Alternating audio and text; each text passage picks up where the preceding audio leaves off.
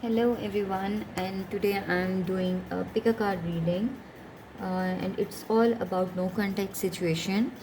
So we'll sort out इस video में two piles होंगी, टू पाइल रीडिंग्स हैं, ठीक है। एंजल से हम गाइडेंस लेंगे, टैरो से हम इस चीज़ को सॉर्ट आउट करेंगे नो कनेक्शन के बारे में, और रोमांस एंजल से उनकी फीलिंग्स के बारे में जानेंगे in no contact situation.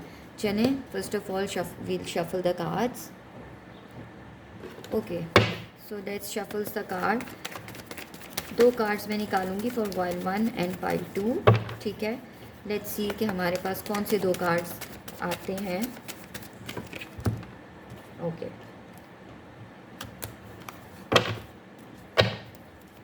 Let's see.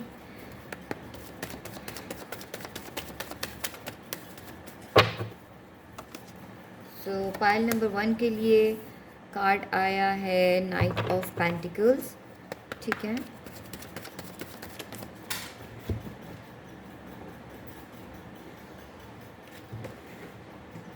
I will not take these two cards.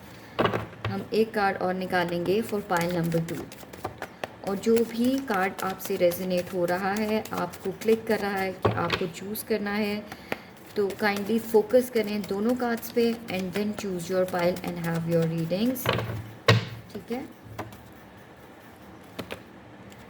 Second मेरे पास कार्ड आया है एस ऑफ पेंटिकल्स का। So guys, this is pile number 1, a knight of pentacles, and pile number 2 is ace of pentacles.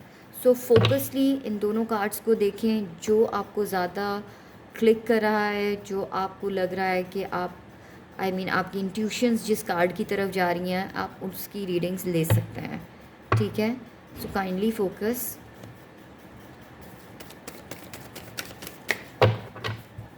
I hope कि आप लोगों ने choose कर लिया होगा। So let's begin with pile number 1 and that is knight of pentacles. So guys, जिन्होंने knight of pentacles को choose किया है, पाइल नंबर 1 को चूज़ किया है, first of all knight of pentacle is all about stagnant energies, ठीक है। रुकी हुई एनर्जीज़ हैं, ठीक है। नो कॉन्टैक्ट सिचुएशन है और एनर्जीज़ बहुत स्टक हैं, ठीक है। And for some of you it can be a person and another person जो कि आपकी लाइफ में आ सकता है, ठीक है। क्योंकि नो कांटेक्ट है, तो मे बी हम आगे जाके इसकी फर्दर देखते हैं कि हमें क्या इसका आउटकम मिलता है नाइट ऑफ पेंटिकल्स का। तो चलें, let's start. What is going on in this no contact situation. यहाँ पे थोड़ा सा आपकी नो कनेक्शन के बारे में जानेंगे कि वाई पाइल नंबर 1 जिन्होंने चूज़ किया है, why they are in no contact situation. Pile number 1, why they are in no contact situation.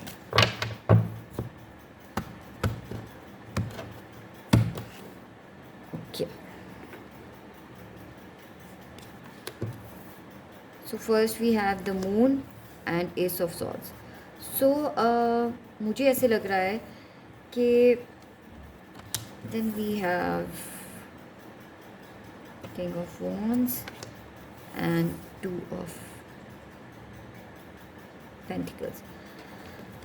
सो मुझे लग रहा है कि आप लोगों की रीसेंट जो है नियर पास्ट में देखूं तो बहुत से कॉन्फ्लिक्ट्स हुए हैं, बहुत सी एनर्जीज़ जो हैं वो ड्रेन हुई हैं, लड़ाई झगड़े हुए हैं इस कनेक्शन में, ठीक है। बहुत से फियर्स हैं, डिसअपॉइंटमेंट्स हैं, ठीक है। और देन मुझे ऐसे लग रहा है कि इन प्रॉब्लम्स को, इस नेगेटिविटी को आप लोगों ने रिमूव करने की बहुत कोशिश की है, ठीक है। These are the mutual energies, ठीक है। टेक इट इफ़ रेजोनेट्स, जो आपसे रेजोनेट होते हैं उसको आप सुने, और जो नहीं होती उसको छोड़ दें, ठीक है। It's general readings. सो मुझे ऐसे लगता है, लेट्स बिगिन, कि अब उस नेगेटिविटी के लिए बहुत कोशिश की गई इस रिलेशनशिप में कि सब चीज़ों को सॉर्ट आउट किया जाए, ठीक है। लेकिन it was pretty difficult for both of you. किसी कंक्लूजन पे आप लोग आ ही नहीं रहे हो, ठीक है, आ ही नहीं रहे थे। चलिए मून को क्लियर करते हैं, मून की एनर्जी को क्लियर करते हैं। देखो रिलेशनशिप तो चल ही रहा था, लेकिन रिलेशनशिप में लड़ाई झगड़े थे। और दूसरी बात, जैसे मैंने आपको पहले ही बताया, देखें एनर्जीज़ कुछ ऐसी थी कि आप दोनों ही एक दूसरे पे आके म्यूचुअल अंडरस्टैंडिंग आप लोगों की नहीं हो रही थी, या एक चीज़ पे कॉम्प्रोमाइज़ नहीं हो रहा था। सो गैप बढ़ता चला गया, ठीक है। वो भी आर्ग्यूमेंट्स पे थे, आप भी आर्ग्यूमेंट्स पे थे, और सिचुएशन क्या थी, नथिंग, नो कंक्लूजन्स, ठीक है। फिर उसके बाद I have king of wands over here और two of pentacles. So like आप दोनों ही एक दूसरे के लिए एक, जहाँ तक मुझे ऐसे लगता है कि जब आप दोनों की अंडरस्टैंडिंग नहीं है, आप लोग एक अगर सोचता है, हम्बली सोचता है, कोई डिसीजन लेता है, तो फिर मतलब कि आप दोनों ही डबल माइंडेड हो इस रिलेशनशिप को लेके, जिस वजह से ये नो कनेक्शन है, ठीक है। कुछ समझ में नहीं आ रही इस कनेक्शन की, कुछ समझ नहीं आ रहा इसका आउटकम क्या है, ठीक है। किंग ऑफ वॉन्ड्स को क्लियर करते हैं। स्टिल मुझे ऐसे लगता है कि इस सेपरेशन के बावजूद वो आपको मिस भी करते हैं और आपके साथ भी रहना चाहते हैं, लेकिन पॉसिबिलिटीज़ ऐसी नहीं हो रही। दोनों तरफ से इतनी ज़्यादा एक जंग की तरह का वॉर है कि एक दूसरे को समझने के लिए आप लोग जो है ना राज़ी नहीं हो, एक चीज़ पे कॉम्प्रोमाइज़ करने पे आप राज़ी नहीं हो, because bottom of the deck I have justice. So no connection और सेपरेशन तो है ही है। ये आप लोगों की जो सिचुएशन है वो नियर पास्ट की है, ठीक है, जिस वजह से ये नो कनेक्शन हुआ है, ठीक है। चलिए हम देखते हैं कि आपके पर्सन क्या फील करते हैं आपके लिए इस नो कनेक्शन में। पाइल नंबर 1 के कनेक्शन में आपके पर्सन क्या फील कर रहे हैं इस वक्त, करंटली आपके पर्सन क्या फील कर रहे हैं इस नो कॉन्टैक्ट सिचुएशन में।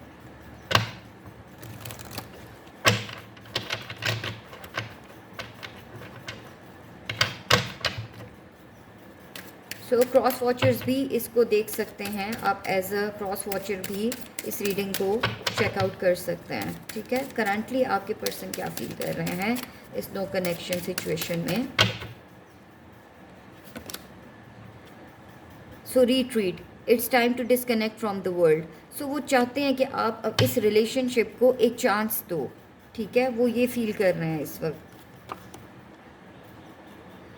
Okay, for some of you it may can be like finances and career. Financial issues are a factor in your love life right now. हो सकता है कि कोई फाइनेंसिस का प्रॉब्लम भी है जिसकी वजह से आप लोगों के रिलेशनशिप पे फैक्ट हो रहा है। Love yourself first, your self respect makes you more romantically attractive. So जैसा कि मैंने आपको पहले बताया कि नो डाउट वो आपको चाहते ज़रूर हैं, आपको मिस भी करते हैं, ठीक है, लेकिन ईगो है यहाँ पे। जैसे मैंने आपको पहले बताया कि आप कॉम्प्रोमाइज़ नहीं कर रहे हो दोनों एक चीज़ पे, जिसकी वजह से सेपरेशन है। सो अगर आप दोनों थोड़ा सा अपनी ईगो को साइड पे करके एक दूसरे के साथ आराम से बैठ के बात करें, तो कंक्लूजन्स इस रिलेशनशिप के निकल सकते हैं। Because bottom of the deck we have you deserve love and you are lovable, ठीक है। चलिए देखते हैं कि पाइल नंबर 1 के गाइडेंस क्या है। What is the guidance of pile number 1 in no contact situation. Angels हमें क्या गाइड कर रहे हैं पाइल नंबर 1 के, इस आउटकम इसका क्या है, इस रिलेशनशिप के लिए हमें क्या गाइड करेंगे इस नो कॉन्टैक्ट रिलेशनशिप में। एंजल्स हमें क्या गाइड करेंगे। Pile number 1, angels guidance for pile number 1 in no contact situation. So perfect timings, choose a new direction and there is no need to worry. मुझे ऐसे लगता है गाइस कि इस पाइल नंबर 1 में रिकन्सिलिएशन के बहुत ज़्यादा चांसेस हैं, ठीक है। अगर आप इस वक्त जो है अपनी सोच को एक नई डायरेक्शन देते हो तो आप लोग एक दूसरे के साथ इकट्ठे रीयूनियन हो सकता है आप लोगों का। I see reconciliation for pile number 1, there is no need to worry, because यहाँ पे मेरे पास यू डिज़र्व लव आया था बॉटम ऑफ द डेक पे, और एंजल्स के आंसर्स के मुताबिक यहाँ पे मेरे पास रोमांस आया है। सो डेफिनेटली रिकन्सिलिएशन है इस रिलेशनशिप में पाइल नंबर 1। अगर पाइल नंबर 1 आपसे रेजोनेट हुई है तो don't forget to give a view and feedback about this readings. Thank you so much. So guys, जिन्होंने पाइल नंबर 2 चूज़ किया, एस ऑफ पेंटिकल्स, देखिए यहाँ पे एस ऑफ पेंटिकल्स जो है जिन्होंने चूज़ किया है, मुझे ऐसे लगता है कि आप लोगों की रिलेशनशिप में बहुत ग्रोथ है, आप लोग बहुत हैप्पी थे, आप लोग बहुत ज़्यादा प्रॉस्पेरिटी ब्लेस्ड कपल में से एक थे, ठीक है। चलिए अब इस कार्ड के अकॉर्डिंगली पाइल नंबर 2 की हम रीडिंग्स करते हैं कि why there is no contact situation in pile number 2, why there is no contact situation in pile number 2। जबकि यहाँ पे मुझे आई कैन सी कि this was one of the most romantic couple. इस रिलेशनशिप में पहले बहुत ज़्यादा ग्रोथ थी। चलिए रिसेंट पास्ट की एनर्जीज लेते हैं कि why there was no contact situation. थोड़ा सा रिसेंट पास्ट में जाते हैं पाइल नंबर 2 कि ये कनेक्शन नो कॉन्टैक्ट में क्यों हुआ, ठीक है। पाइल नंबर 2 नो कनेक्शन क्यों हुआ रिसेंट पास्ट।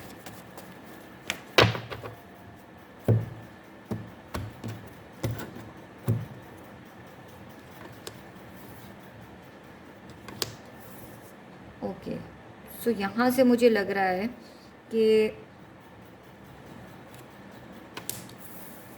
ये रिलेशनशिप जो है लॉन्ग डिस्टेंस रिलेशनशिप था, जिसकी वजह से रिफ्यूजल और डिसअपॉइंटमेंट्स आई हैं। हो सकता है आप इस पर्सन से कमिटेड हो, बहुत कमिटेड थे,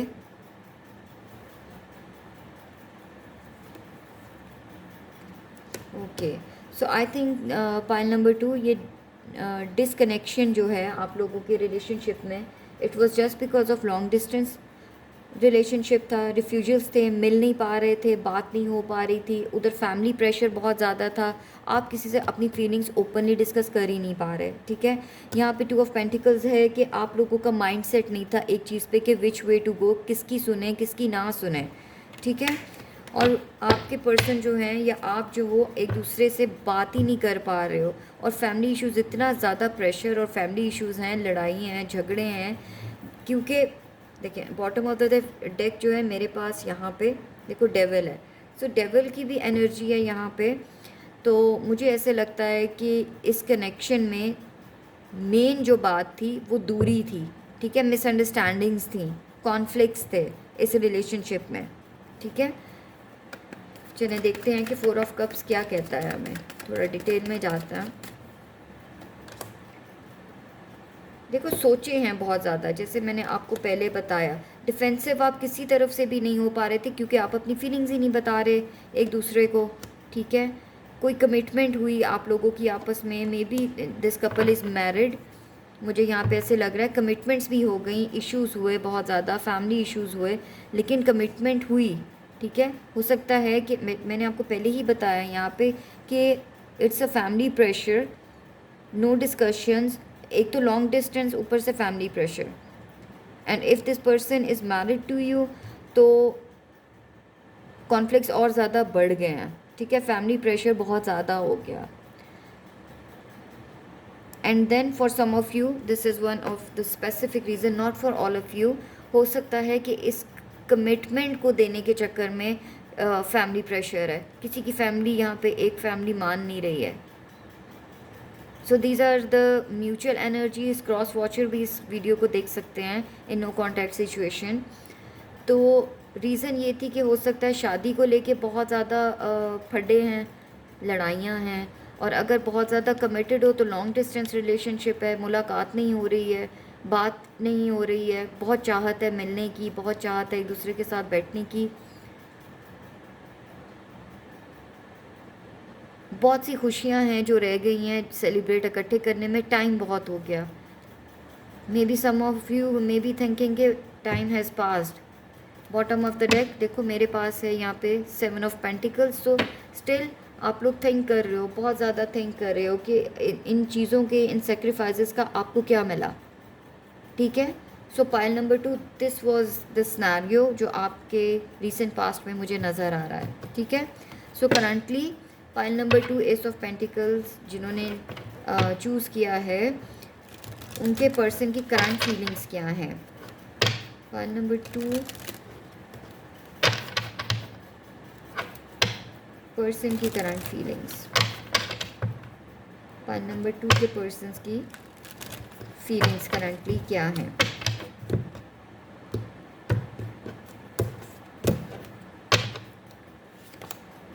सो ट्रस्ट इश्यूज़ हैं। ठीक है, आपको ट्रस्ट करना होगा, वो चाहते हैं कि आप ट्रस्ट करो इस सिचुएशन को।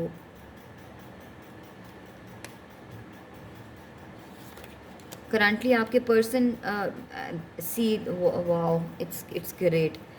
सो मुझे ऐसे ही लग रहा है, देखो ट्रस्ट इश्यूज़ हैं, आपके पर्सन ये चाहते हैं करंटली कि आप उन पर ट्रस्ट करो। ठीक है, और healing family issues.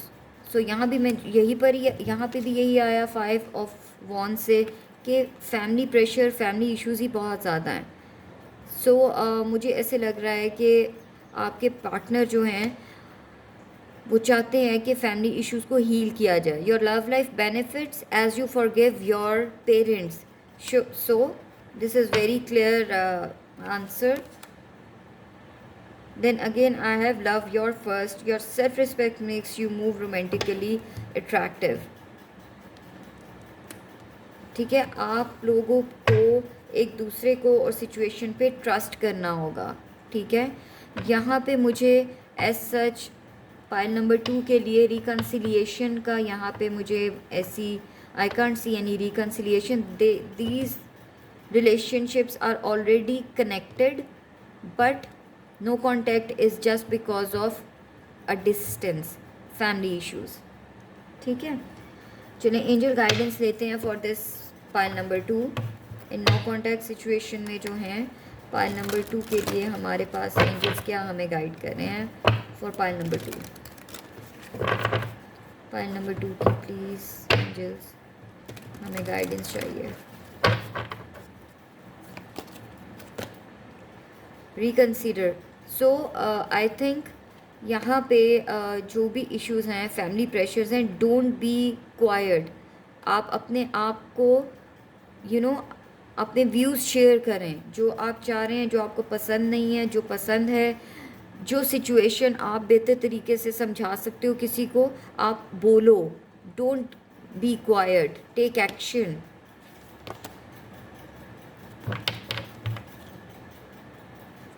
Gate more information. देखो क्लियरली कम्युनिकेट करो, कौन किस तरह की गॉसिप कर रहा है, कौन ये लड़ाई झगड़े फसाद करवा रहा है, आपको बोलना होगा। ठीक है, this is the guidance of angels for pile number 2। So guys, अगर आपको ये रीडिंग्स पसंद आई हैं, डोंट फॉरगेट टू फीडबैक, और वीडियो को लाइक करें, शेयर करें और सब्सक्राइब करें। Thank you so much.